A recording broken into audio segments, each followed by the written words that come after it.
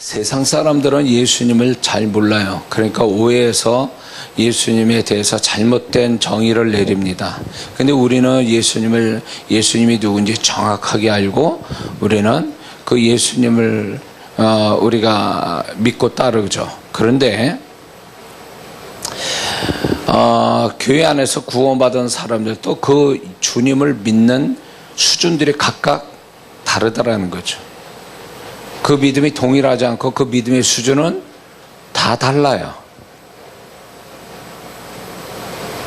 어릴 때 그 신앙은 자기 중심적인 신앙생활하지만 신앙이 자라게 되면 주님을 알아가고 주님에 대한 지식이 더 많아지고 그러다 보면 이제 주님 중심으로 신앙생활을 하게 되죠. 그래서 주님 믿는 수준이 점점 높아진다는 거죠. 이게 신앙의 성장, 다시 말해서 신앙이 잘 자라고 있다는 증거가 주님을 좀 더 어릴 때보다도 주님을 믿는 믿음의 수준이 높아지는 것, 그게 주님을 잘 믿는 증거거든요.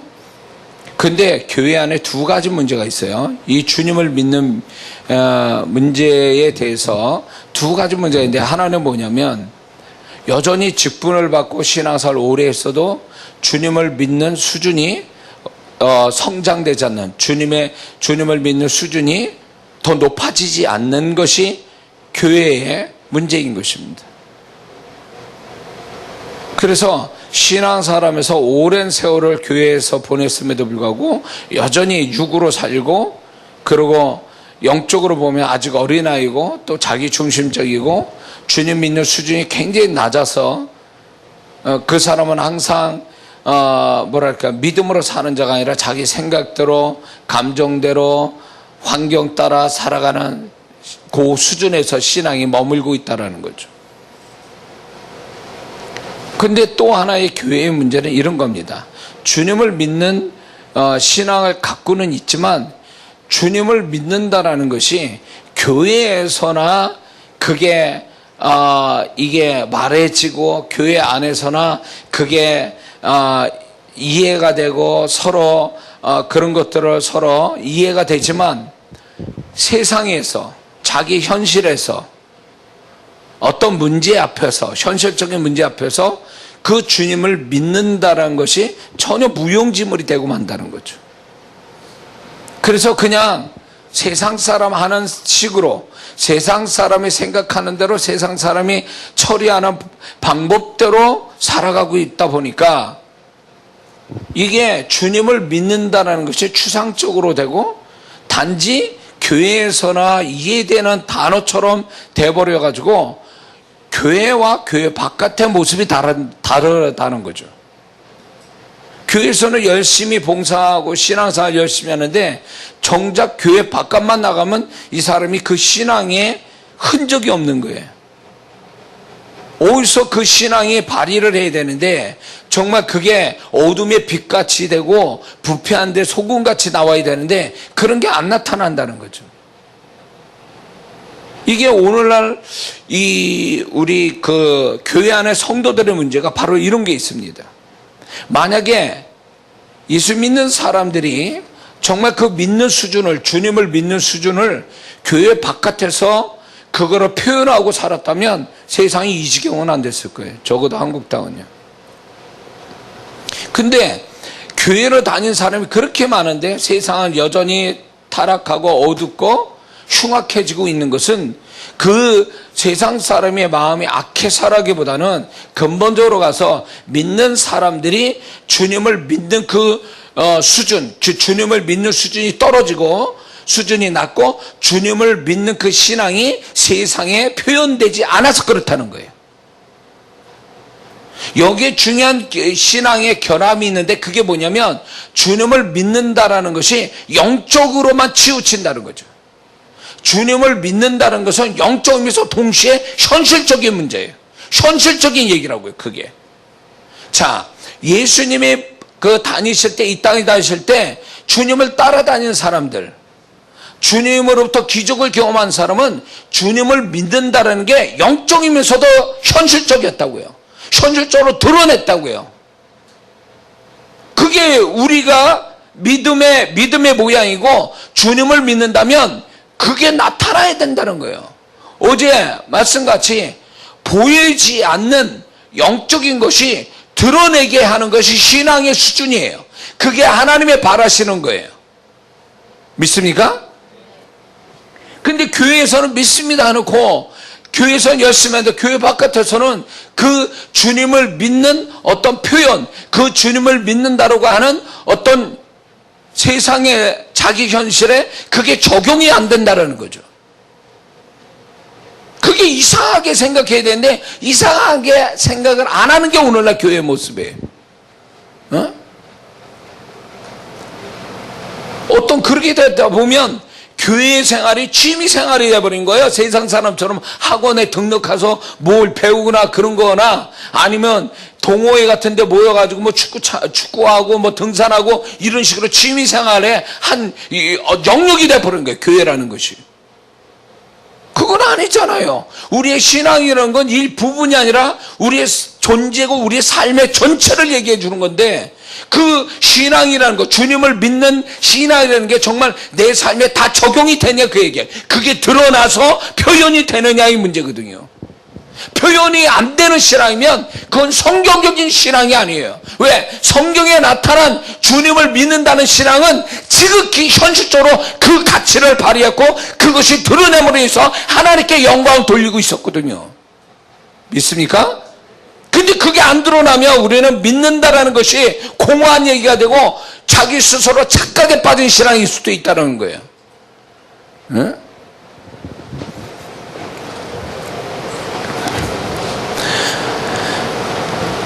그래서 우리가 우리의 그 주님을 믿는 신앙은 반드시 증명이 돼야 돼요. 증거가 있어야 되고 증명이 돼야 이게 신앙이지 신앙을 가졌다면서 증거가 없고 증명이 안 된다면 그거는 어쩌면 허황되고 신기루 같은 정말 헛된 것인지도 모르는 거예요. 히브리서 11장에 많은 믿음의 조상들인데 그 믿음의 조상들이 공중에 붕붕 떠다니면서 영적인 세계에서만 살았냐고요. 그들의 믿음은요 자기 생명까지 던져가면서 그 믿음을 표현했던 사람들이거든요. 성경에 무수히 많은 사람들이 하나님을 믿는 신앙을 자기 생명까지 자기 인생을 걸고 드러냈거든요. 근데 오늘날 교회에서는 그게 안 된단 말이에요. 오늘날 신앙을 가졌다는 사람들이 기도 많이 하고 성경 많이 본다는 사람들이 그 신앙이 세상에서 증명되지 않는다는 거예요. 증거가 나오지도 않고. 그러면서 자기는 신앙생활 잘한 걸로 착각하고 있어요. 하나님 볼 때는 너 그 가짜야 그거 이미테이션이에요. 가짜 짝퉁 가치도 없는 거.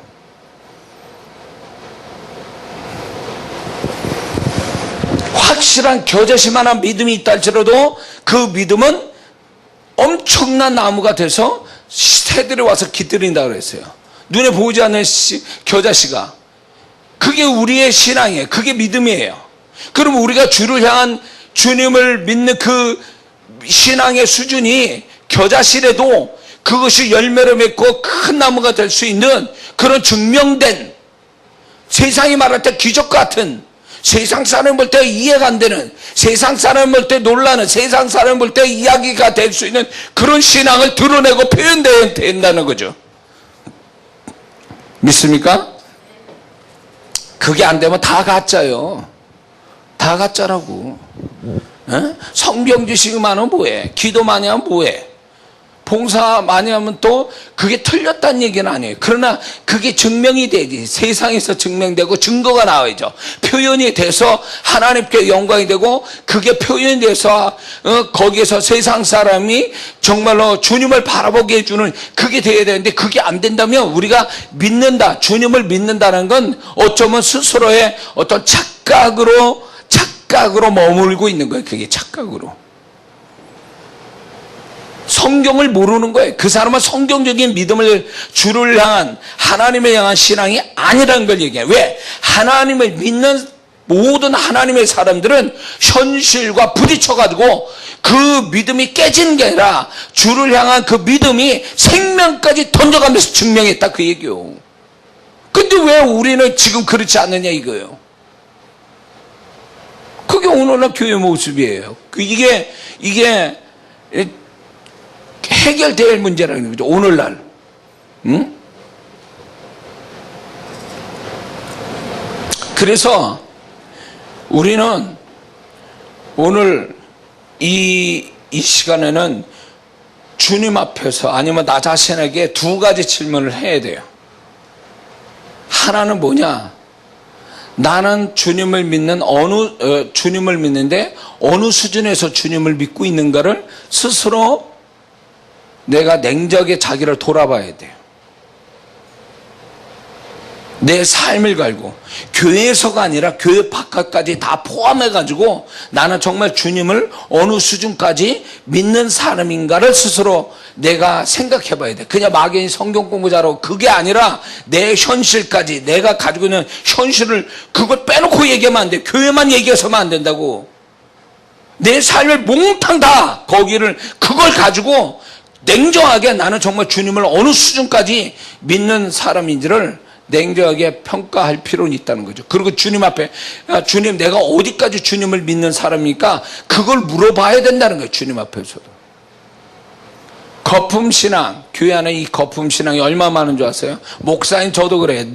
많은 성도들을 가르치고 기도해주고 그러니까 목사도 뭐가 된 걸로 스스로 목사가 착각하고 있거든요. 그러나 목사를 냉정하게 목사 직분을 딱 내려놓고 한 그리스도인으로 주님 앞에 서게 된다면 그 목사도 사실은 목사하고 성도한테 어떤 존경받으니까 그게 뭔가 좀 더 많아 보이지만 사실은 목사도 따지고 보면 한 주님 앞에서 진짜 어떻게 보면 평신도와 동일한 수준의 신앙일 수도 있어요. 그냥 직분이 그러니까 그런 것 뿐이지 또. 그래서 제가 사역자분들을 가르칠 때 착각하지 말라고 그랬어요. 성도들의 칭찬이 주님의 칭찬도 아니요. 성도들을 잘 가르친다고 가르침 받는 사람보다 나은 것도 아니라는 거예요. 그냥 직분이고 역할이 그래서 그런 것 뿐이라는 거지. 그러니까 제가 이 집회를 할 때도 그래요.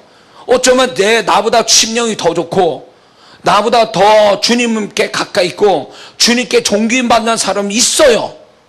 그런 사람이 눈에 보이게 해요, 저한테. 그러니까 그런 사람을 통해서 내가 착각에 빠지지 않게 하고 내가 교만하지 않도록 하나님이 꼭 그런 사람을 꼭 오게 하더라고요. 그래서 나는 그냥 저 사람은 은혜 받으러 왔지만 나는 그냥 기술적인 것. 내지는 메신저니까 강단을 쓴 거고 목사니까 그 직분은 감독에서 쓴 거지 따지고 그런 거 다 내려놓고 그냥 존재 자체로 볼 때 별반 차이 없는 사람이다라는 것을 저는 인식하거든요. 그거를. 그러니까 자랑할 것도 없는 거지. 어떤 때는 제가 사역을 하고 메시지 전하지만요. 전하면서 부끄러운 거야. 왜? 나는 전할 자격이 안 되니까. 그 메시지를 전할 자격이 안 돼. 내가 그만한 자격이 돼서 전하는 게 아니라 주님이 전하라니까 나도 안 되는 인간인데 그걸 또 전할 수밖에 없는 사명이 있고 그 역할을 해줬으니까 충실하게 한다고 그래서 한 것 뿐이지 내가 듣는 사람은 착각하죠. 저 목사님 대서 그렇게 얘기하는 겁니다. 아니요. 제가 늘 얘기해요. 난 대사하는 얘기가 아니라고. 그냥 주님이 전달을 하라니까 하는 것 뿐이라는 거죠. 그래서 이 사역자분들을 훈련시킬 때 해야 되는 얘기인데 착각하지 말라는 거예요. 강단에 섰다고 아래 내려다보면서 그게 뭐가 된 것처럼 착각하지 말라는 거예요. 누구를 가르친다 해서 더 나은 거라 그거 착각하지 말라는 거예요. 주님 앞에 늘 서 있어야 돼. 자기가 목사 직분 띄고 능력 있는 거 빼고 이런 거 다 띄고 주님 앞에 적나라하게 서서 자기를 봐야 돼. 주님의 나를 어떻게 보는지를 늘 그걸 판단을 받아야 돼요. 그러면 부끄럽고 죄스럽고 모자라고 그래도 은혜로 살아가는 자기 모습을 발견한다면 자랑할 수가 없는 거예요. 교만할 수도 없고 그냥 살아있는 거 이렇게 그나마 주님의 역할을 할 수 있도록 도와주신 그게 감사해서 할 뿐이지 뭘 더 나아서 하는 게 아니라는 걸 알게 돼요. 이게 사역자 얘기해야 공감이 될 텐데 이 사역자분들이 아니니까 이해가 안 되지만 고백이에요. 내 고백. 에? 그래서 메시지 전해놓고도 내가 부끄러워가지고 나는 자격이 없는데 이런 메시지 전해서 성도들을 혹시나 착각할까봐 자격도 없는데 에? 그러니까 주님은 어떤 면에서 보면 나를 부끄럽게 만드시는 거예요. 그거는 전할 수밖에 없지. 나는 안 되는 인간이지. 전하면서 주님이 한번 네가 부끄러움을 당해봐라 그런 거예요. 그 부끄러움을 꾹꾹 참고 얼굴에 철판 깔고 전하는 거죠. 어떤 때는요. 주님 나를 가려주시고 주님만 등장하게 하옵소서 나를 통해서. 그런 거죠. 내가 대서하는 사람이 아니고 주님의 그냥 도구로만 쓰임받고 나는 뒤로 빠지겠습니다. 이런 거죠.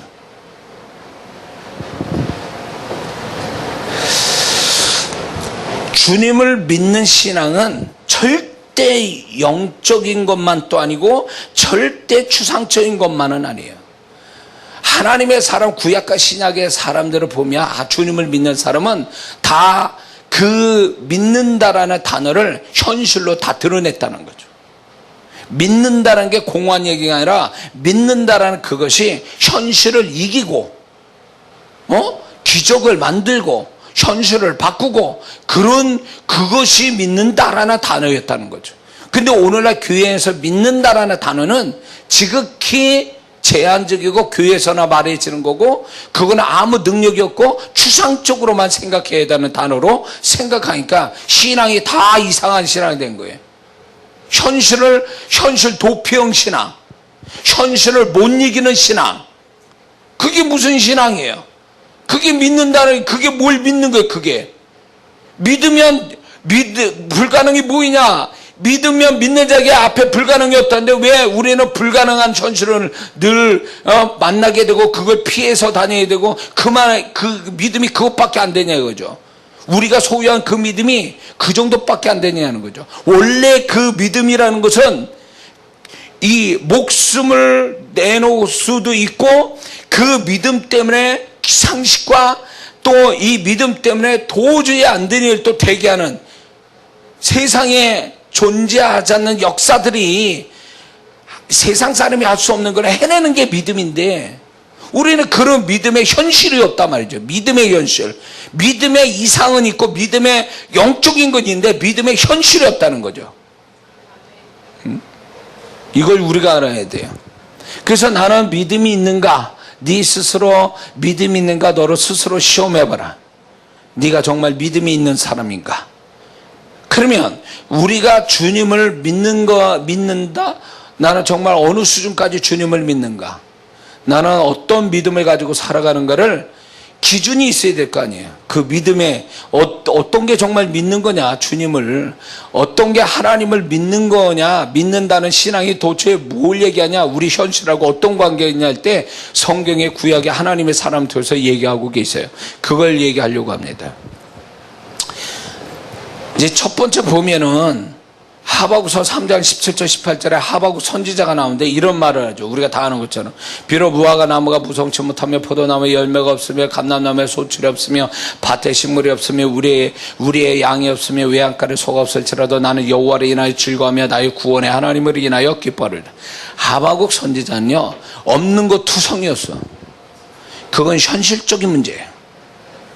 근데 하박국 선지자의 하나님을 믿는 신앙이라는 건 없어도 그 없는 그 자체로 만족해하고 현실적으로 없는 게 많아 살아가는데 없는 게 많아도 그거 개의치 않고 하나님의 의식, 하나님의 존재에 대한 의식이 강렬해서 그 하나님이 누군 줄을 알아서 없는 것 자체가 그것이 나에게 아무런 영향을 줄 수 없고 없는 것 그 자체가 슬픈 것도 아니요 그 없는 걸 초월하여 모든 것 다 가지신 하나님, 나를 사랑하신 하나님으로 인하여 기뻐하는 신앙. 이게 하박국 선지자의 신앙인데 하나님이 이 하박국 선지자의 고백을 우리한테 들려주는 이유는 뭐예요? 이 하박국 선지자의 그 하나님을 믿는 신앙이 이거라는 거예요. 현실을 벗어나지 않았단 말이에요. 현실에 부딪히면서도 그 현실 앞에 없는 게 많아도 결코 그것 때문에 신앙이 좌절되거나 하나님을 믿는 신앙이 수준이 떨어지거나 잘못되지 않았다는 걸 얘기하는 거죠. 이 신앙을 우리에게 너희는 그 신앙을 가지라고 얘기하시는 거죠. 우리는 없으면 뭐 좌절하고 실망하고 슬퍼하고 하나님에 대한 의심과 원망을 하고 잘 다녔던 교회도 안 나오고 잘했던 기도도 안 하고 이게 뭐예요?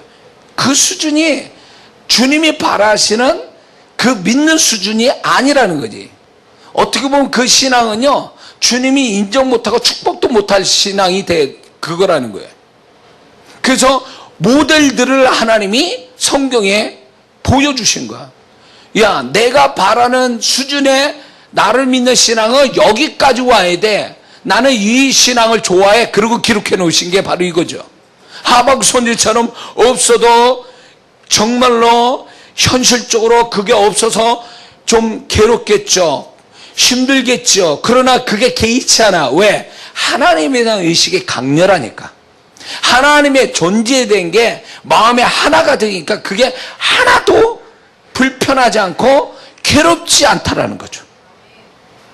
이게 주님이 바라시는 주를 믿는 신앙의 수준이 이거라는 걸 우리에게 제시하고 그 신앙으로 갈 수 있도록 성령이 자꾸 우리를 재촉하는 거죠.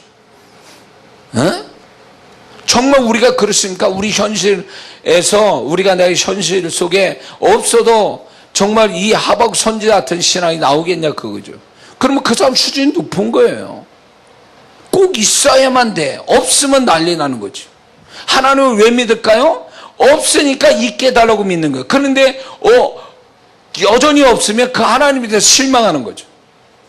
수준이 그 수준이에요.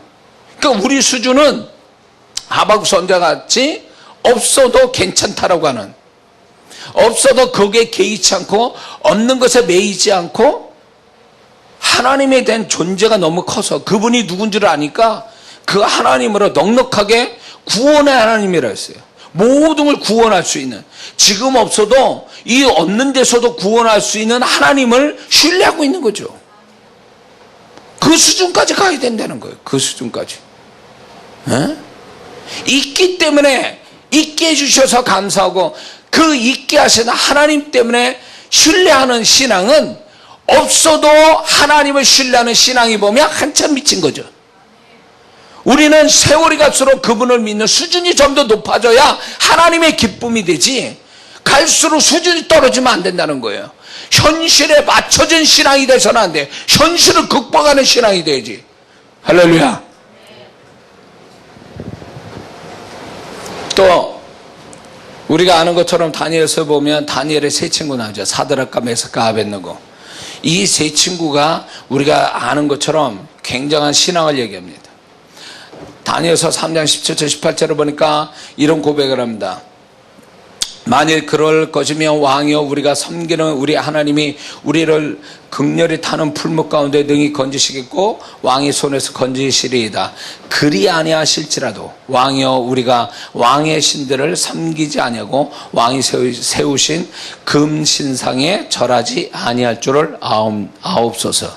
그러면서 그리 아니하실지라도의 신앙이에요.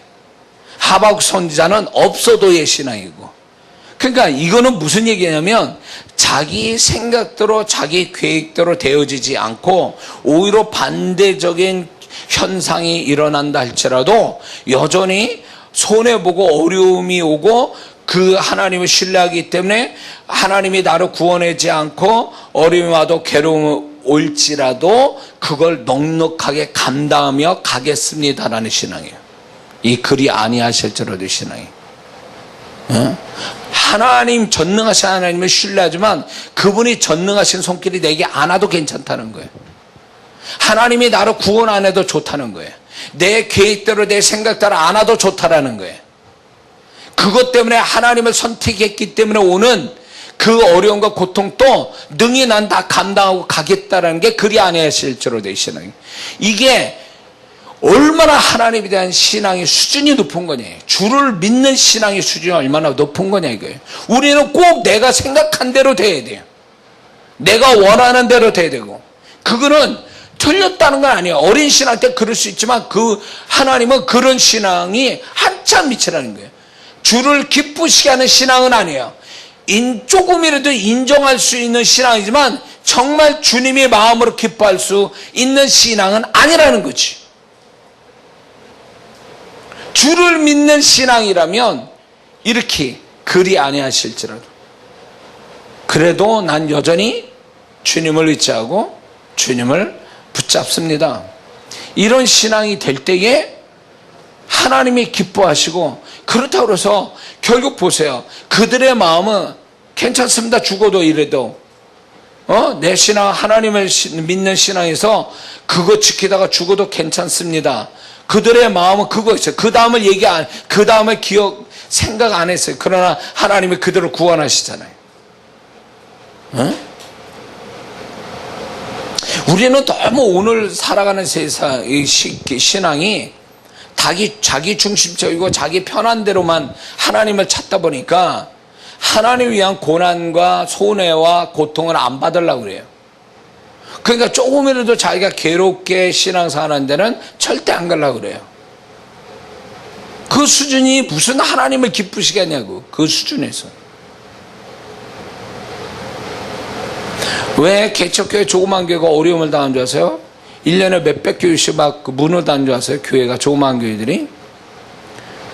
하나님이 정말 성령이 인도받아서 성도들이 주님이 이끄는 대로 가겠다는 그 믿음을 가지고 신앙생활을 했으면 교회가 아마 평균적으로 다 부흥이 됐을 거예요. 한국교회는.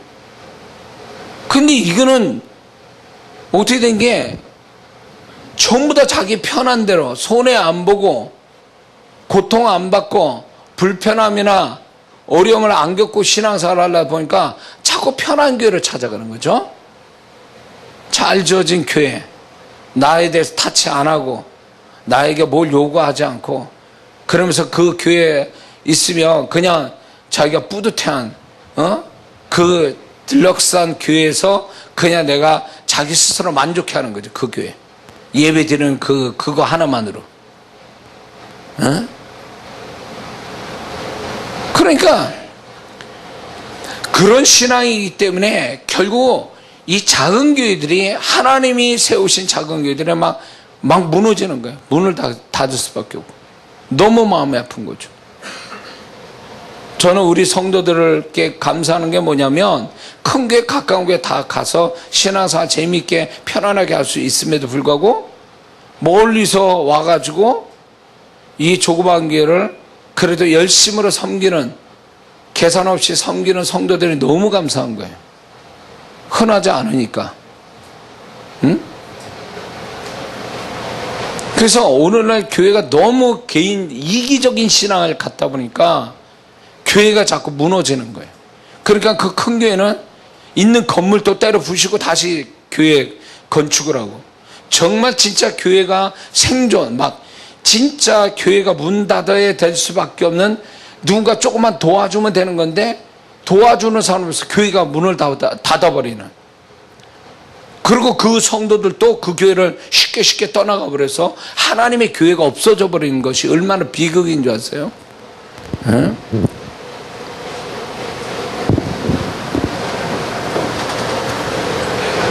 재정적인 것들을 이렇게, 이건 할 얘기는 아니지만 큰 교회는 너무 넘쳐서 타령이야.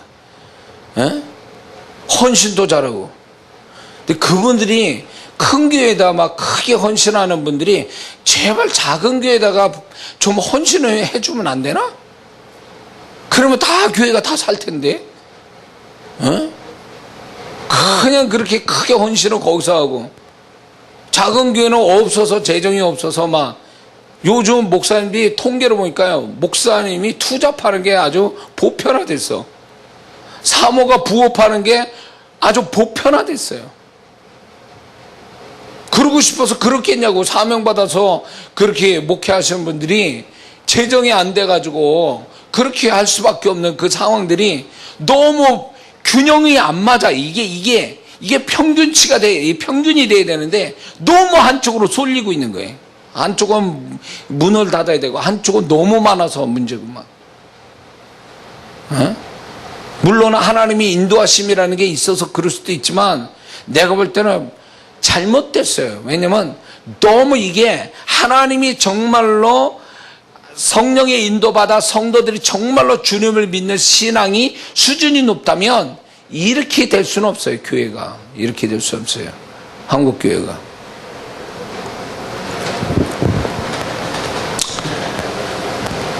그래서 우리가 좀 더 주님이 기뻐할 수 있는 수준의 믿는 신앙이 되려면 이 다니엘의 세 친구처럼 그리 아니하실지라도 정말로 자기 계획과 자기 원하는 대로 되지 않더라도 또 주님을 믿기 때문에 오늘 손해도 다 감당할 수 있다라고 하는 그런 신앙으로 가는 것이 그분이 우리에게 요구하는 신앙인 줄 믿습니다. 그리고 세 번째는 다니엘의 신앙이에요. 다니엘 6장 10절에 다니엘은 이렇게 말합니다. 이렇게 모습을 보여요. 다니엘이 이 조서에 어인이 찍힌 것을 알고도 자기 집에 들어가서는 그 방에 예루살렘을 향하여 열린 창에서 전에 행하던 대로 하루 3번씩 무릎 꿇고 기도하며 그 하나님께 감사했더라. 다니엘은요, 어떤 왕 외에 어떤 신이든 어떤 사람에게도 기도하는 것을 금하는 그 다니엘을 잡으려고 금했던 것들을 그 다니엘은 여전히 그걸 알면서도 창문을 열고 예루살렘을 향하여 3번씩 기도했다. 전에 했던 대로 했다는 거야. 상황이 그렇게 왔든 안 왔든 간에 그렇게 했다는 거죠. 이건 무슨 얘기일까? 이거는 어떤 상황이 와도 어떤 환경이 와도 내가 그전부터 주님께 평안한 날 속에 주님께 해왔던 그대로 그 모습을 보여드리는 것이 그게 하나님이 우리에게 바라시는 믿는 수준이라는 거예요.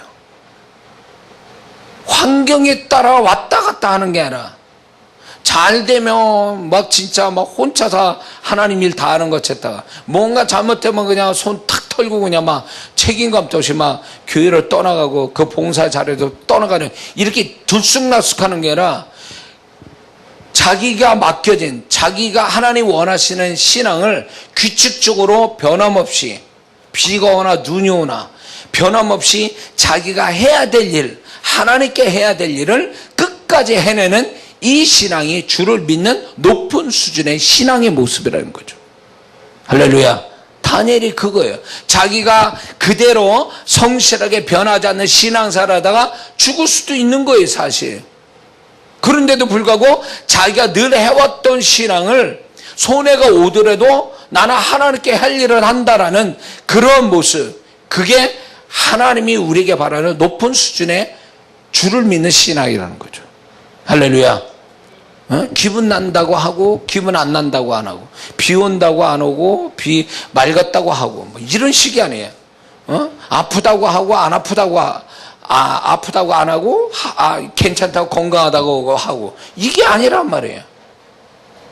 그렇기 때문에 주님이 기뻐하시는 수준 높은 신앙, 주를 믿는 신앙은 결국 뭐냐면 다니엘처럼 자기가 이 신앙을 지키다가 손해나도 나는 그냥 감당하겠다 이런 식으로 한 거야. 늘 해왔던 대로.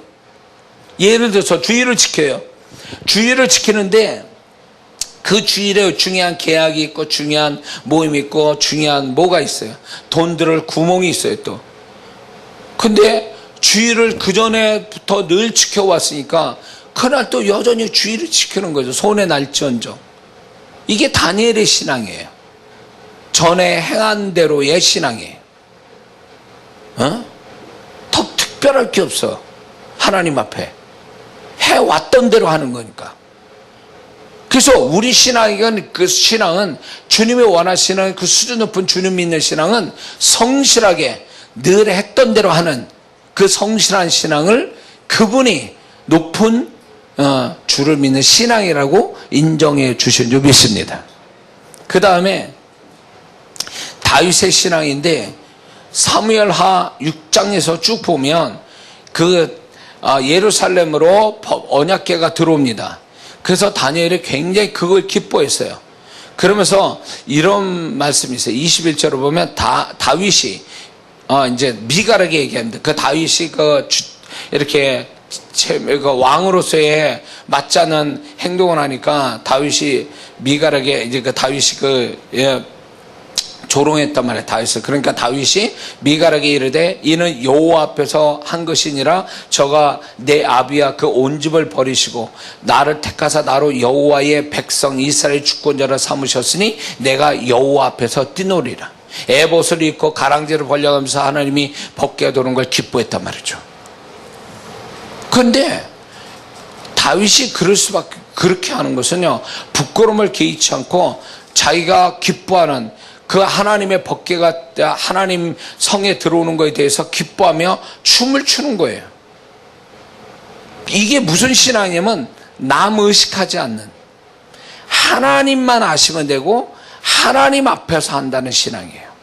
이게 주를 믿는 신앙의 높은 수준의 신앙의 모습인지 믿습니다. 우리는 얼마나 환경 의식하고 사람 의식하고 내가 물질 의식해서 할 것도 못하고 이렇게 신앙생활 하는데, 이 다윗의 신앙이라는 건 결국 뭐냐면, 좋다, 이거 나보고 뭐래도 좋아, 나를 비웃어도 좋아, 그러나 나는 하나님 앞에서 하나님 기뻐하시라고 행하는 거니까 나는 전혀 의식하지 않겠다라는 신앙이에요. 이게 주를 믿는 신앙의 높은 수준을 보여주는 거죠. 우리는 한국 사람은 얼마나 남 의식합니까? 남을 의식하다가 정말 자기의 축복을 놓쳐가는 경우가 또 얼마나 많으래.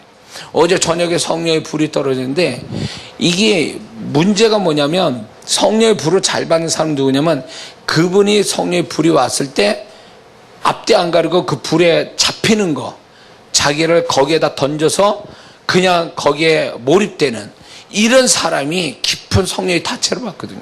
근데 남이 보면 어쩔까, 내가 또 이렇게 하면 또 이상하겠지, 혼자 생각을 다 하고 있어요. 남 의식하고 있고 분위기 의식하고, 그러다가 자기 스스로 절제를 하거든요. 통제를 해. 그러니까 성령께서 네가 그런 모습이니 끝. 딱 그분은 손 털고 일어나요. 그 사람에 대해서 아무런 역사가 아니라 그 다음부터는. 그게 뭐냐면, 그게 결국은 남 의식하고 환경 의식하고 자기를 의식하는 것이 결국은 자기 손해로 돌아오는 거예요. 그래서 다윗의 신앙이라는 거 결국 주님만 생각하는 거예요. 주님을 의식하고 주님만 알아주시면 되고 주님 앞에서 한다라는 그거, 환경, 사람, 자기 의식하지 않는 거, 이게 높은 주를 믿는 신앙의 모습인지 믿습니다. 이게 돼야 돼, 이게.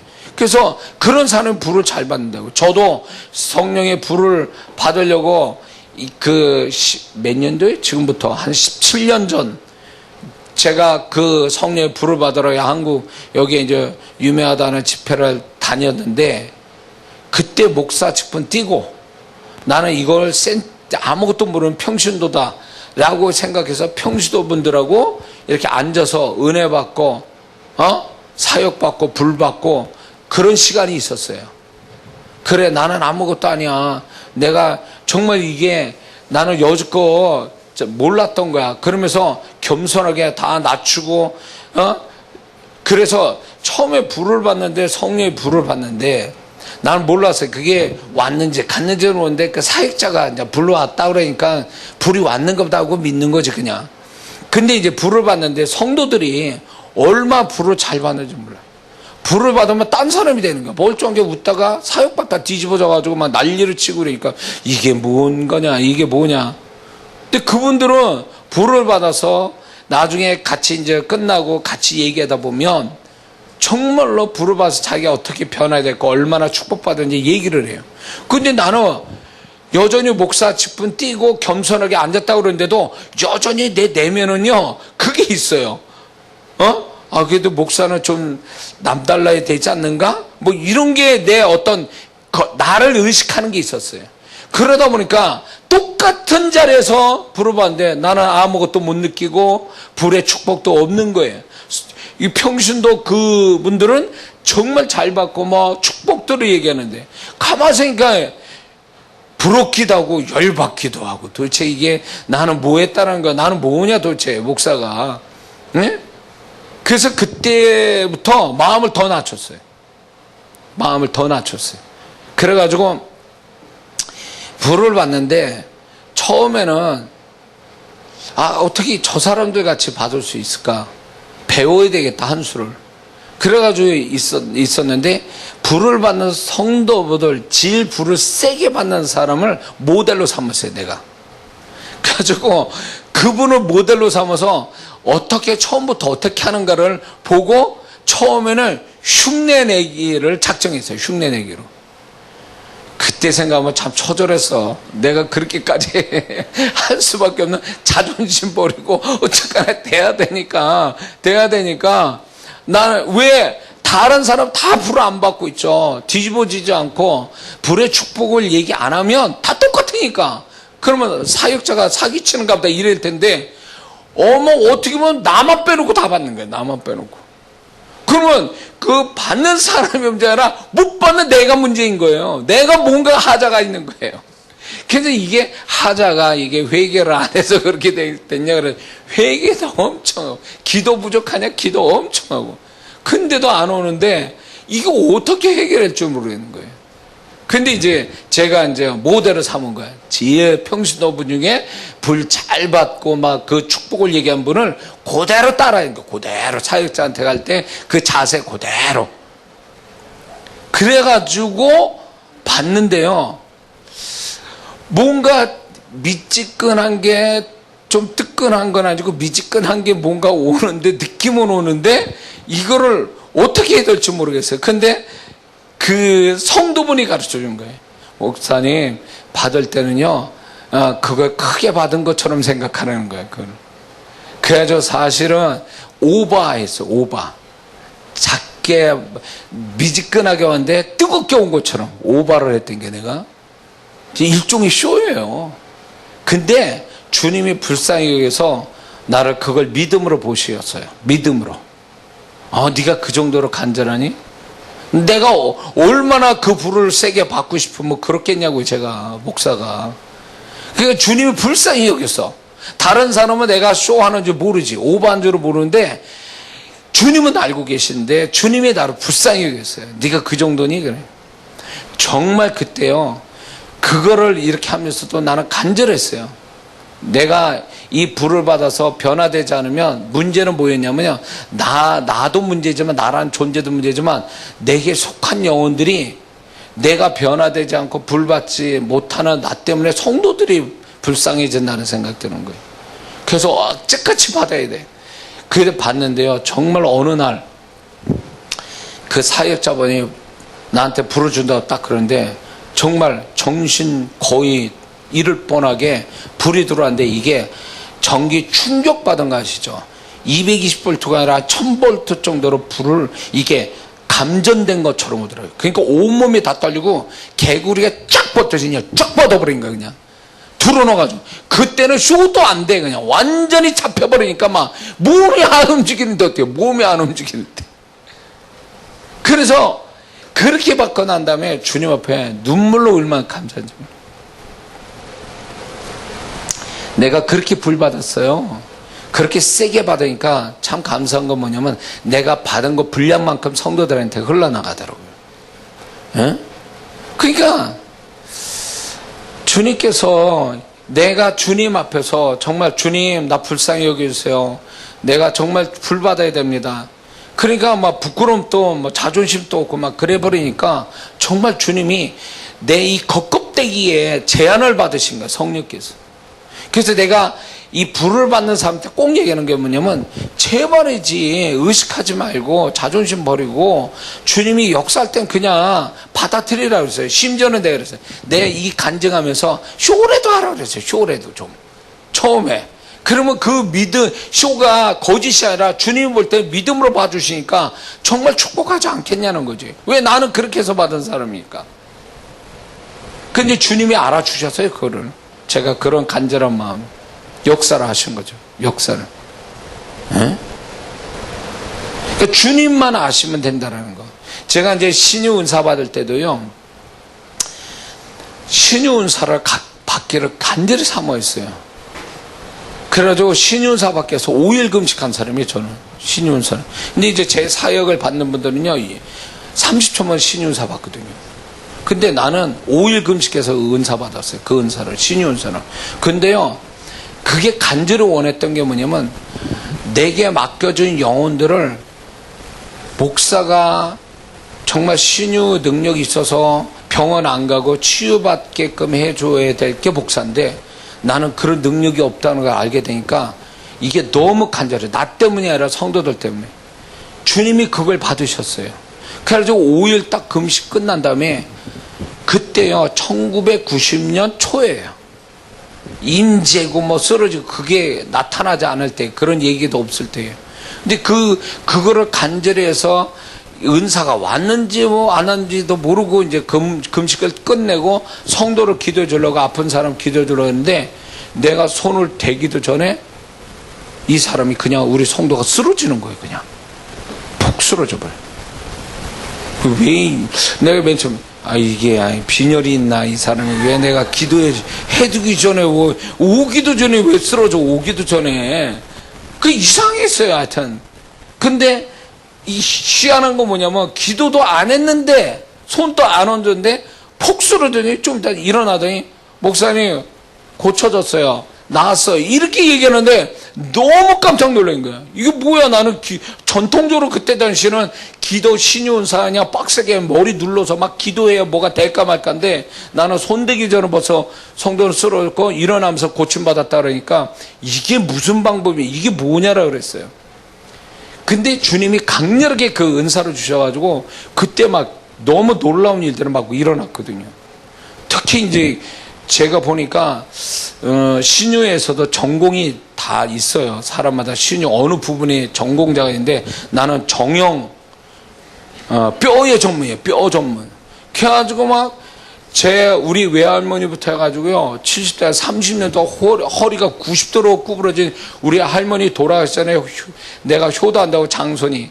그래서 서울까지 가가지고 그냥 그분 기도 줬더니 정말 이게 기아가 핸드브레이크 올라가더니 그냥 쫙 펴주시더만 그냥. 그래가지고 집회에 몇 분이 그랬어요. 몇 분이 현장에서 그거 올라가고 사람도 여기 있을 거야 아마. 정형외과 전문이에요 제가 또. 여러 가지 있었어요. 여러 가지. 그러니까 하나님이 내 마음을 아신 거예요. 내가 왜 금식하는지는 그분만 아신 거예요. 그러니까 그분이 알아주시니까 정말 생각 이상으로 축복을 주셨어요. 다윗의 신앙이 그거예요. 우리가 주를 믿는 신앙이라는 게 누구 보여주기 위해서 하는 거예요. 불 받는 사람도 그런 사람이 있어요. 꾼들이 있어. 불 받는데 아주 전문 브로커처럼 전문 꾼들이 있어. 딱 보면 불이 안 들어갔는데 사람들 보여주려고 막 쇼를 하는 사람이 있어요. 그 사람은 아니에요. 가짜예요. 그 사람이 하나님만 아시는 그걸로 받는 게 아니라 사람 보여주려고 쇼를 하고 있는 거예요. 응? 그러니까 안 되지 그런 사람은. 그러니까 주님이 인정을 안 하세요. 역사를 안 해요. 응? 그러니까 정말 주님이 믿어주시고 축복하실 만한 주를 믿는 신앙이라는 것은 사람, 환경, 자기를 의식하는 게 아니라 오직 그분만 의식해서 다윗과 같이 할 때 그분이 역사한다는 것, 그거를 인정해 준다는 걸 우리가 알아야 될 줄 믿습니다. 그 다음에 누구냐면 다섯 번째 보면은 마태복음 21장에 보면 예수님이 이렇게 말씀해요. 두 제자 보고 너희 맞은편 마을로 가라. 곧 매인 나귀와 나귀 새끼랑 함께 있는 것을 보리니 풀어 내게로 끌고 오너라. 이렇게 얘기했어요. 지금으로 말하면요, 우리 식으로 표현하면 예수님이 두 제자로 보면서 저쪽 한 3km 가면 차가 한 대가 있을 건데 그거 그냥 가져와라. 키가 꽂아져 있으니까 그냥 가져와. 이런 식이에요, 진짜. 이게 얼마나 황당한 얘기예요. 근데 가져오려고 그러니까, 왜 가져가냐고 주인이 그러니까, 주가 쓰시겠다고 이렇게 말했다는 거지. 그러니까 그 주인이, 그래요? 가져가세요. 이랬다는 거예요. 우리 식으로 지금 얘기하자면. 이게 너무 황당한 얘기예요. 주님은 그걸 얘기하고 계시는 거예요. 지금 두 제자한테 그걸 주문하고 계시는 거예요. 두 제자가 가서 정말 남의 재산, 그때 당시에 나귀가 재산 1호인데, 그 다음에 양이고, 재산 1호를 가져오라는 거예요. 생판 모르는 사람한테 가지고.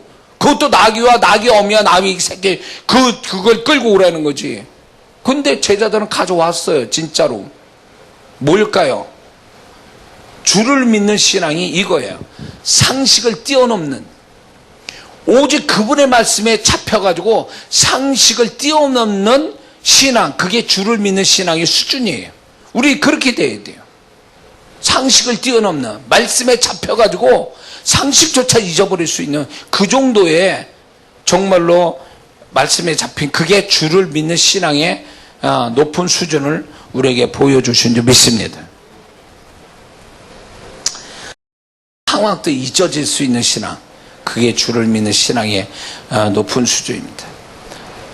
자, 베드로가 또 그랬잖아요. 누가 보면 5장에 보면 2배 채우는데 어부의 상식을 버리고 주의 말씀을 따랐더니 역사가 왔다.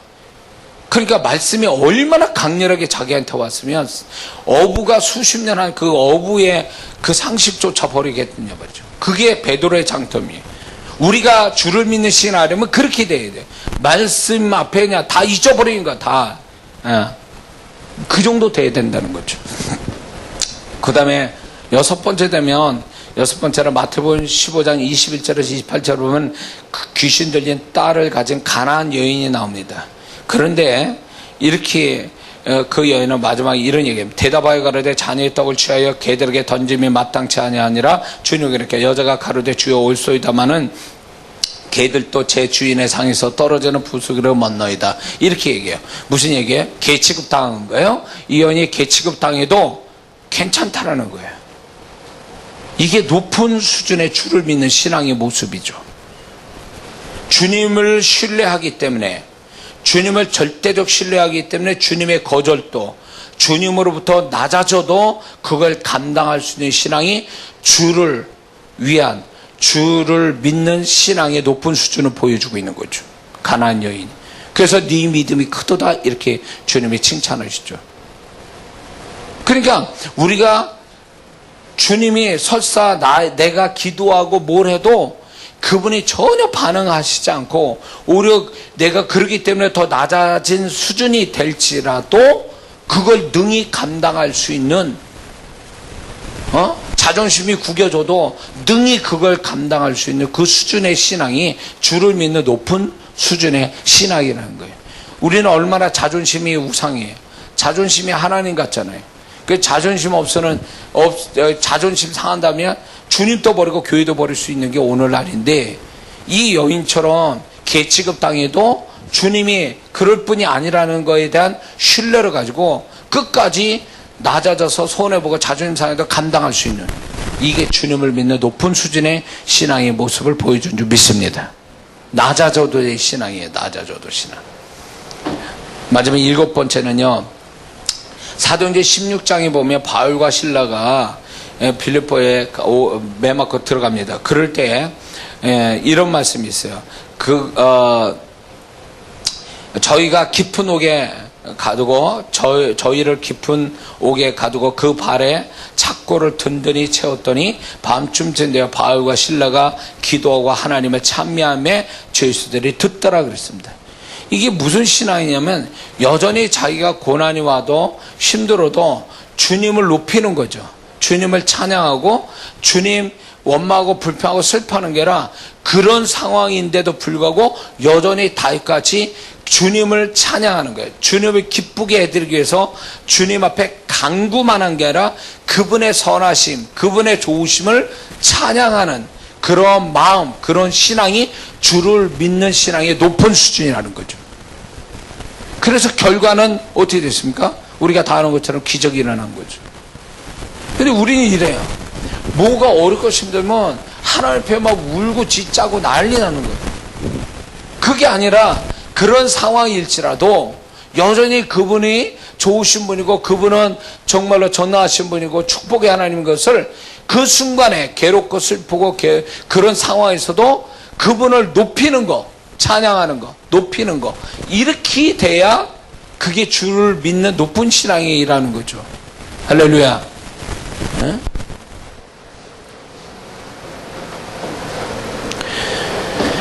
주님이 이제 저한테 이 신앙을 가르쳐 주셨는데, 그게 뭐냐면 제가 어렵고 힘들 때 주님 앞에 기도하면서도 제가 한숨 쉬고 정말 슬퍼하고 괴로워하고 막 이랬단 말이에요.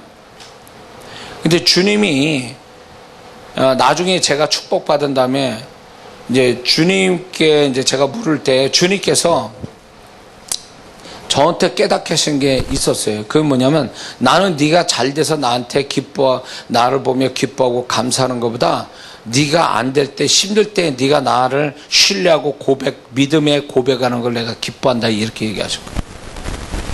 근데 내가 너무 부끄러운 거야. 왜냐하면 그때는 내가 믿음의 고백이고 찬양이고 그게 아니라 내가 괴로워서 기도조차 못하고 슬퍼하고 우울해하고 답답해하고 고통스러워하는 게 주님께 보여드릴 수 있는 전부였단 말이에요. 그때는 내가 그렇게 하는 게 당연하다고 생각한 거예요. 왜냐면 내가 지금 힘들어 죽겠는데 하나님 왜 나를 안 돌아보십니까? 이런 거였거든요. 제자들 말이 그거예요. 주여 우리가 죽게 되었사오니 왜 우리가 죽게 되었는데 안 돌아보냐고 자꾸 불평하는 거죠. 근데 주님은요 물론 그 제자들을 해결해 줬잖아요. 그러면서도 주님의 마음이 기쁨이 없었다는 거예요. 주님이 그 문제를 해결해 주면서도 기쁨이 없었다는 거예요. 광야 이스라엘 백성들의 문제를 해결해 주면서 주님이 기뻐했습니까? 오히려 해결해 주면서 진노하셨잖아요. 우리가 이걸 알아야 돼요. 그 믿는 수준이 한참 미치니까 주님이 그가 원하는 대로 줬을지라도 주님은 기분 나빠하셨다는 거죠. 우리가 원하는 걸 받기 위해서 하나님 찾는 게 아니라 하나님을 기쁘게 하기 위해서 하나님을 찾아야지. 그렇기 위해서 내가 설령 내게 와야 될 게 안 올지라도 내가 지금 문제가 여전히 해결되지 않은 채 흘러가더라도 불평하고 낙심하는 게 아니라 오히려 그 하나님을 그 상황에서 그분을 높이고 그분을 찬양하고 그분의 선하심을 내가 인정해 드릴 때 하나님이 제가 정말 힘든데도 그 상황에서도 나를 기쁘게 하려고 애를 쓰는구나. 그게 그분을 감동시키는 거거든요. 그 주님을 믿는 신앙의 높은 수준을 보여주는 거거든요. 그걸 원하는 거야. 바울과 실라의 모습이 그런 거예요. 수준 떨어진 주를 믿는 신앙의 수준을 보이지 말고 진짜 수준 높은 성경에서 말한 그런 인물들이 내가 그렇게 되기를 원하나이다. 성령님 도와주세요. 이래야 정말 성경 속의 인물이 내가 되도록 성령이 역사하지 않겠냐 말이에요. 할렐루야. 그래서 하나님은요 과정을 통해서 영광 받기를 원하시는 거예요. 과정. 결과를 가지고 얘기하지 마세요. 결과에 가서 내가 잘 됐다. 하나님 감사합니다. 하나님이 나를 기쁘게 여기서 결과를 가지고 하나님을 이해하려고 그러는데 아니요. 하나님은 과정에서 이해를 해야 돼요. 과정에서 하나님을 알아야 돼요. 내가 과정에서 괴로워하는 과정 속에 내가 어떤 모습을 보이냐에 따라 그분이 내 과정을 통해서 영광 받으시고 기뻐하시기도 하고 거기에서 불쾌하게 여기실 수도 있다는 거예요. 탐욕을 가지고 하나님을 시험했던 자들을 아시면서도 그들에게 고기를 주셨지만 그들을 어떻게 했습니까? 진노하여 죽이셨잖아요. 그게 과정이 하나님을 불쾌하게 만들었기 때문에 그렇게 되는 거예요. 그러니까 우리가 힘들지라도 그게 하나님이 해결해 주시지 않는 것 때문에 괴로울지라도 그것 때문에 그런 모습 그대로 보이는 게 아니라 하나님 받으시라고 하나님 기쁘게 해드리기 위해서 좀 더 한 발짝 또 좀 더 높은 수준으로 그분을 높여드리면 그분이 내가 어려운 가운데서도 그렇게 하는 거를 그냥 있으시겠냐고. 근데 우리는 투정 부릴 거 다 부리고 하나님 마음 싹 그냥 과정에서 다 하나님 마음을 싹 다 그분의 마음을 뒤집어 놓고 무슨 좋은 일 보겠다고 그렇게 하냐 그거죠. 과정에서 다 하나님이 다 속이 뒤집어지셨는데.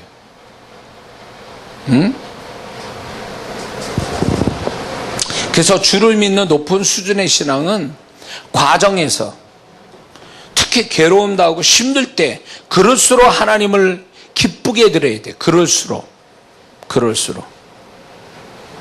그래서 과정에서 하나님을 기쁘시게 하는 그 높은 수준의 신앙을 가진 자는요 절대로 하나님이 그를 낮추시지 않고 그냥 끝내시지 않아요. 그 사람 이상의 하나님의 손길이 나타나게 돼 있어요. 할렐루야. 결과에 매달리지 마세요. 과정에서 하나님께 인정받으려고 해야 된다고. 과정에서. 자, 그러면 이 질문, 내가 어느 수준의 주를 믿는 신앙인가를 이 하나님의 사람들로 보여주었는데 우리는 정말 지금 그 수준까지 아마 못 갔을 거예요. 저도. 그렇기 때문에 우리는요, 맨날 신앙 개떡같이 하는 사람 보면서 난 잘하는가 이렇게 하면 안 된다 그 얘기예요. 우리보다 더 좋은 신앙을 가지고 주를 믿는 신앙으로 주를 기쁘시게 하는 그 사람들을 성경에서 바라보면서 주님 나도 그렇게 되기 원하나이다. 성령님 나를 도와주세요. 그 사람들이 그 사람 한 사람으로 끝나는 신앙이 아니라 오늘 성경이 기록해 놓은 것은 내가 그 사람과 동일한 사람 되라고 그분이 나한테 격려하시고 말씀 주신 거니까 성령님 내가 그 반응을 그렇게 하는 거죠. 주님 이 말씀 이 사람은 바로 내가 되라고 주님 말씀했으니까 나도 그렇게 되기 원하나이다. 그러면 높은 수준의 그 신앙을 목표로 삼아서 다름질하는 사람은 결코 헛되지 않도록 성령이 그 사람 되도록 도와주신다 그거예요. 할렐루야. 근데 맨날 수준 낮은 사람 보면서 나는 괜찮아 라고 하는 사람은 백날 신앙이 자랄 수 없죠. 제가 어제 저녁에 이제 성령의 불의 역사가 오면서 여러분들이 그걸 맛봤는데 그 전에 제가 한참 집회할 때는 이거는 이유도 아니에요. 근데 처음부터 이 사람들이 내가 불사역하는 줄 알고 온 줄 아세요? 사람들이? 아니요. 처음에 나 만났을 때요, 집회할 때는요, 나에 대해서 부정적인 생각 가지고 오해하고 집회 참석한 사람이 저 뒤에 쭉 있었다고. 그리고 나에 대해서 긍정적으로 생각한 사람은 얼마 안 됐어요. 그런 사람을 데리고 이제 그런 영혼들을 가지고 사역을 하는데요. 그러거나 말거나 나는 목표가 있었어요. 이 집회 수준을 이미 내가 정해놓고 그 수준에 맞춰서 내가 사역을 하려고 길을 쓰니까 주님이 내 믿음 보시고 그 집회를 축복하셨다는 거죠. 그러고 나서 성도들이 이게 이런 집회구나 하면서 사모하고 달겨드니까 그게 플러스 알파가 됐어요. 그래가지고 처음부터 제가 그렇게 사역을 처음부터 그렇게 한 게 아니에요. 즉 그럴 만한 상황이나 그럴 만한 성도들과 함께 한 게 아니라 전혀 그렇지 않은 데서 주님이 내가 더 높은 수준의 사역의 집회의 수준을 가지고 믿음 가지고 하려니까 주님이 역사하셨다는 거예요. 그것처럼 우리가 너무 낮은 수준으로 그걸 보면서 나는 그래도 좀 괜찮아 내지는 이대로 조사원이 가는 사람은 절대로 수준 높은 신앙과 축복은 보기 어렵다는 거죠. 더 높은 수준을 바라보면서 주님 내가 그렇게 되기 원합니다라고 해야 주님이 역사하신다는 거죠. 할렐루야. 네 믿음이 그러니 그러면 내가 네 믿음대로 되게 해줄게 이런 거죠. 할렐루야. 자, 그러면 두 번째 질문은 이거예요. 이렇게 질문해야 돼요. 나나 주님 앞에서 자신이나 주님 앞에서 이런 질문해야 돼요. 주님은 나를 얼마만큼 인정하고 믿어주실까? 주님 얼마나 나를 인정하시고 지금 믿어주고 계십니까? 라고 질문을 해봐야 돼요. 근데 많은 성도들이 이거를 모른다는 거죠. 이런 질문을 안 한다는 거예요. 근데 우리는 분명히 이 질문을 하셔야 돼요. 그분 앞에서. 주님 나를 어디까지 인정하시고 믿어주십니까? 이게 질문만으로 끝나는 게 아니라 이거를 주님이 생생하게 내 현실에 그대로 나타나게 해주세요 이러는 거예요. 이런 신앙이 된다면요, 주님 그래 네가 그렇게 네가 나한테 질문했어 그럼 내가 나타내 주겠지 이러는 거예요. 저는 이게요, 이 신앙이 사역하면서 주님으로부터 늘 이 질문을 했어요. 그러면 상황이나 사람 통해서 내가 그분이 나를 얼마나 인정하시고 믿어주신지를 하나님께서 가르쳐 주셨다는 거죠. 거기서 책망받기도 하고 도전받기도 하고 회개도 하게 되고 그리고 위로도 받게 되고 힘을 얻기도 하고 이랬어요. 그거 아십니까? 내가 주님을 얼마나 믿느냐 그것도 중요하지만 더 중요한 문제는 주님이 나를 얼마나 믿어주시냐가 중요한 문제예요. 또 얼마나 믿어주실 것 같아요. 그게 어느 날 이거를 주님이 저한테 질문할 때 내가 나를 보니까 내가 못 믿겠는 거지. 내가 나를 못 믿겠어 도대체. 이게 내가 나를 못 믿는데 하나님은 오직 또 나를 얼마나 의심하고 나를 안 믿어주실 거라는 생각에 나 자신이 실망한 거예요. 이것밖에 안 되는구나 나는. 주님 믿는 데만 열심히 냈지 주님이 나를 믿어주는 그 수준의 신앙이 정말 존재가 됐는가에 대해서 너무 나 자신한테 실망한 거예요. 내가 보니까 그래 주님이 축복 안 하시는 건 당연해. 내가 이런 모습인데 뭐 그러니까 내가 가만히 생각하니까 내가 잘못 사는구나. 지금 잘못 신앙생활하구나. 내가 주님 믿는 데만 열심히 냈지 내가 주님으로부터 인정받고 신뢰받는다는 것에 생각을 안 해보고 사는 거죠. 한번 그 기도 그런 걸 주님께 물어보세요. 주님이 나를 얼마나 인정하고 신뢰하는지 나타내 주세요. 아주 적나라하게. 그럼 분명히 나타날 거예요. 그러면 거기에 충격 먹을걸? 자기 생각에 아우 주님이 나를 사랑하시고 아껴 주시고 막 이럴 것 같은데 한번 그 기도해놓고 기다려봐요. 상황을 한번 적어보세요. 그러면 틀림없이 그 속에 하나님의 음성이 있어. 응?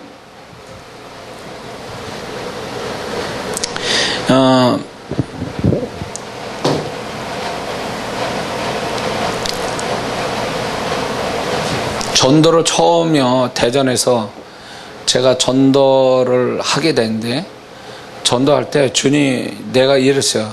주님 전도 나갈 때 첫 번째 그 전도받는 사람을 통해서 나에게 말씀해 주세요. 내가 누군지를 얘기해 주세요. 이랬거든요. 내가 주님 앞에서 어떤 사람인지를 얘기해 달라고 그랬어요. 그런데 정말 전도를 하는데 그 첫 번째 사람이 구원받지 못했지만 그분의 그 한마디가 내 가슴을 못을 박아버린 거예요. 그분이 뭐라는 줄 아세요? 그렇게 복음 전하고 주님을 얘기하고 이러는데 그분이 뭐라냐면 나 관심 없어요. 그러고 가버리더라고. 근데 내가 분명히 전도 나가기 전에 그 기도했거든요. 첫 번째 만나는 사람 통해서 주님의 음성을 듣게 하옵소서. 그것이 나에게 내가 어떤 사람인지를 그 사람 입에서 알게 해줘. 근데 그분이 뭐냐면 나 관심 없어요 이러는데 딱 거기서 깨닫는 게 뭐냐면 내가 목사인데도 불구하고 주님께 관심이 없었던 사람인 거예요. 그 음성 듣고요. 그 대전 기억이 안 나. 시장 바닥에 시장인데 그 시장에서 무릎 꿇고 내가 울었어요. 울었어요. 내가 여지껏 목회한다고 그랬지만 영혼에 관심도 없고 주님께 관심이 없었던 사람이거나 그러니까 가만 보니까 정말 그래. 열심을 냈는데 관심이 없었던 거예요. 주님이 무슨 생각하는지 뭘 원하는지 지금 뭘 원하시는지 어떻게 하기 원하는지 나는 그게 관심 없고 오로지 내가 지금 그 순간에 내가 뭘 해야 되고 이거에 관심이 있었던 거지 주님에 대한 관심이 없어요. 영혼에 대해서도 내가 저 영혼을 기도해주고 말씀 전하는 이런 게 관심이 있었지 저 영혼이 내가 과연 저 영혼에 세세히 깊이 내가 관심을 가지고 받느냐 할 때 그게 아니더라고요. 그 말에 얼마나 충격받는지 몰라요. 제가 충격을 얼마 받는지 몰라요. 그래서 제가 뭘 행동을 하잖아요. 뭐 지금도 그래. 뭘 행동하기 전에 주님 내가 이제부터 이걸 할 건데 주님이 내가 이렇게 하는 거에 대해서 어떻게 생각하는지를 알게 해주세요. 그러면 여지 없어요. 상황과 사람을 통해서 지금 내가 하고 있는 거에 대해서 그분이 정확하게 얘기하겠어요. 그래서 나는 그걸 너무 막 소름 끼칠 정도로 그분의 음성을 듣기 때문에 주님은 나는 이렇게 생각하구나. 내가 이렇게 행동하는 거에 대해서 이렇게 생각하고 계시구나. 그거를 상황적으로 하니까 음성으로 듣는 거하고요. 상황적으로 오는 거하고 아는 거하고는 차원이 달라. 생생하게 와닿으니까 그게. 에? 한번 지금 여러분도 한번 돌아가서 그렇게 한번 신앙생활 해봐요. 주님이 나를 어떻게 어느 정도까지 나를 보시는지 나를 어떻게 판단하는지 가르쳐달라 해보세요. 그러면 정확하게 나와요. 다. 그거 받으면요 내가 착각했구나. 지금까지 잘못 생각했구나. 내가 너무 좋게 생각했구나. 내가 지금 뭔가를 잘못 알고 있구나. 이게 다 나온다니까. 그렇게 되면 제 말은 이해가 되십니까? 응? 그래서 자기 혼자 착각 속에 빠지지 말라는 거예요. 주님은 지금 이 사람에서 차갑게 좀 뭔가 얘기하고 있는데 자기는 주님이 뜨겁게 나를 사랑한 줄 알아. 너무 착각이에요. 너무 착각이에요. 주님을 몰라도 한참 모르는 거지.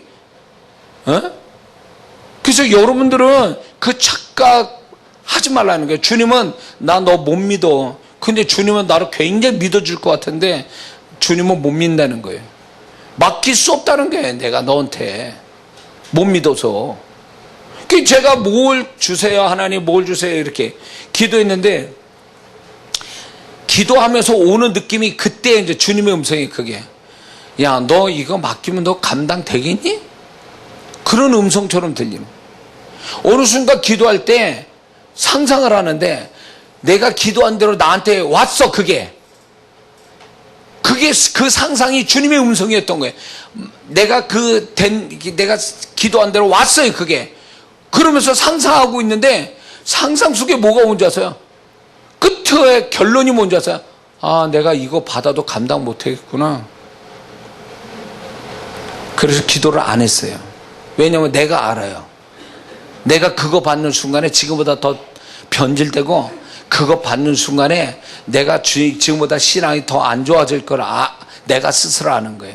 그러면서 주님이 그걸 얘기하는 거야. 봐라 말이지. 네 그 상상 속에 내가 너한테 메시지 전한다. 넌 그거 받아도 감당 못해. 그래서 넌 아직 안 주는 거야. 내가 너를 아직 못 믿는 거야. 내가 너를 아직 인정 못해. 그래서요 정말 어떤 걸 포기한 기도도 있고 어떤 기도는요 주님이 나를 인정해 줄 때까지 그 기도를 내 심령이 적어도 내가 믿을 수 있는 사람이 될 때까지는 그 기도를 엄청 많이 했어요.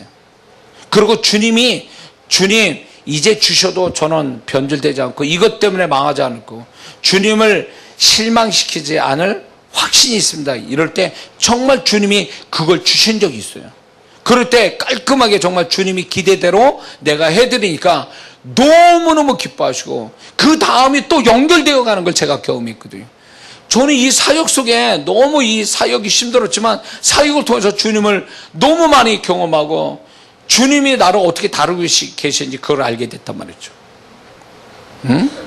그러니까 주님을 믿는 데만 초점 두지 말고 동시에 우리는 주님이 나를 어떻게 보실까까지도 생각하며 신앙생활을 해야 된다는 거예요. 그러면 주님이 나를 어느 정도에 인정하시고 신뢰하실까? 어떤 기준으로? 잘 들어보세요. 요 몇 가지를 얘기하고 마칠 겁니다. 첫 번째는요, 내 마음의 상태만큼 주님이 인정하시고 믿어주세요. 내 마음의 상태만큼. 그걸 다른 표현하면 영의 상태만큼 나를 믿어주고 인정하세요. 다윗이 왜 하나님이 양치기인데 기름 부었을까요? 여호와께서 사람을 외모로 보지 아니고 그 마음의 중심을 보신다 그랬어요. 다윗은 이미 그 마음의 중심이 영의 상태가 다른 형제보다 뛰어나고 하나님이 왕으로서 세울 만한 그 영의 상태를 가진 자이기 때문에 인정하시고 기름 부어주신 거예요. 그러므로 여러분의 혼의 상태가 아니에요. 그 영의 상태가 정말로 여러분들의 잘 되어 있으면 그것만큼 주님이 믿어주시고 인정하신다는 거예요. 할렐루야. 그러니까 베드로 보세요. 베드로는 믿어주셨습니까?